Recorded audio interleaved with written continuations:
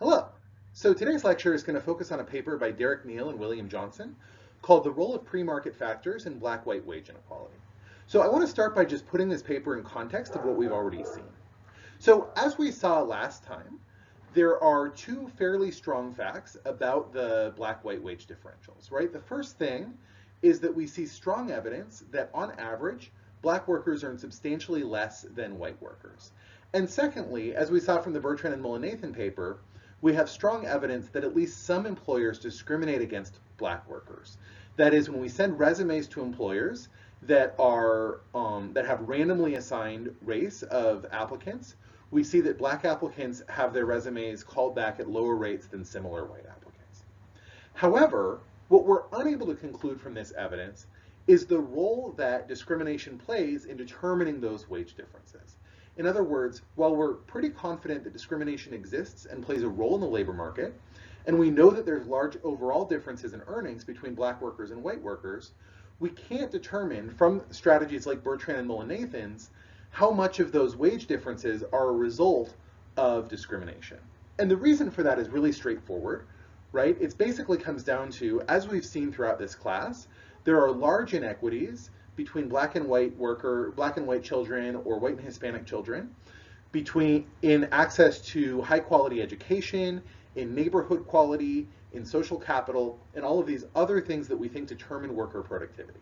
And so as a result, we would likely expect that even if there was no role at all for racial discrimination in the labor market, if black and white workers were paid based on their productivity once they enter the labor market, we would expect that because of all of those factors, we would see some differences in earnings between black and white workers as is. So how would we try to solve this problem? Well, the ideal strategy might look something like the Bertrand and Mullin-Nathan paper. So what we would do is we would take these resumes, right, where we randomly assign some to have black names and some to have white names. We would use some arcane magic to turn these resumes into real people, and then we would send these people out into the labor force in order to see what wages they would eventually earn. Right? And if we started out with race randomly assigned to people, we would expect that the black manufactured occult magic people and the white manufactured occult magic people would be identical other than race. There would be no productivity differences, and anything we observed, any differences we observed in their wages, would reflect the effects of discrimination. Okay, so there's a really, really important point that I want to make using this perhaps a little bit silly ideal experiment, which is that what we would want to do here is have the characteristics of black and white workers be the same before they get sent out into the labor market. Right? After they get sent out into the labor market, if they find that they face discrimination, which we know that they will to at least some degree, we might expect that their characteristics would start to diverge from each other because of those experiences of labor market discrimination.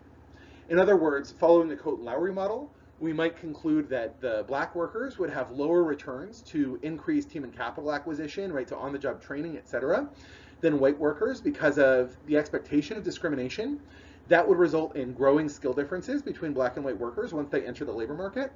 On the other hand, we might also think that simply lack of access to high quality or high paying jobs would reduce the ability of black workers to build stronger resumes, right, to gain increased labor market experience, to be chosen for managerial roles, et cetera.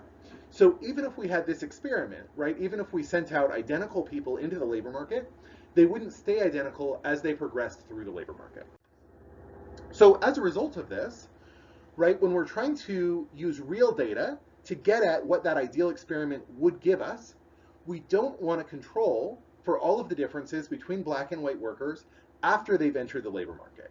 Right? We really don't want to do things like say what fraction of the black-white wage gap is accounted for by differences in occupation and industry between black and white workers, or the average productivity of workers at a firm between black and white workers, or labor market experience between black and white workers, because all of those things are going to be shaped by an experience of labor market discrimination.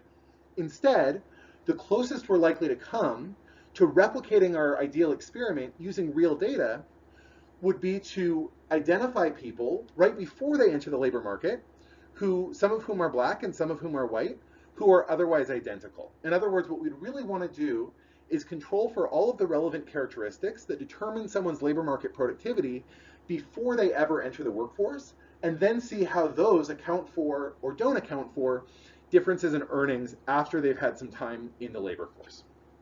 So that's what this paper is going to try to do, and it's going to try to do it in a very, very simple way.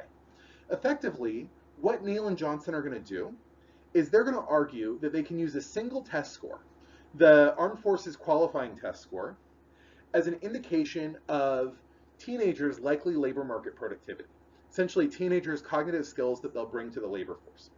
And what they argue is, if we control for this single indicator of labor market ability, and then we see how much of the black-white wage gap that explains, that should be a strategy that, as long as that single indicator of labor force productivity is not racially biased, in other words, it tells us the same thing about black applicants as white applicants, can give us a sense of how much of black-white wage inequality is explained by differences in productivity instead of being explained by labor market discrimination.